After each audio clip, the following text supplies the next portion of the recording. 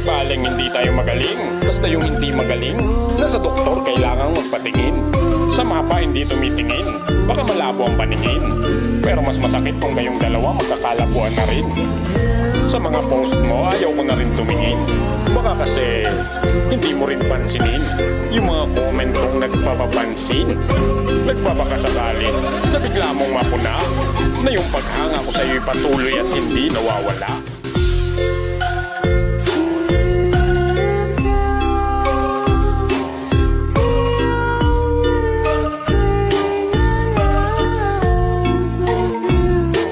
Di baling hindi tayo magaling, basta yung hindi magaling, nasa doktor kailangang magpatingin.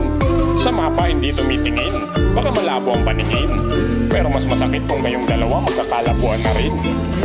Sa mga post mo ayaw ko na rin tumingin, baka kasi hindi mo rin pansinin yung mga comment kong nagpapapansin. Nagpapakasakalin na bigla mong mapuna, na yung paghanga ko sa'yo'y patuloy at hindi nawawala.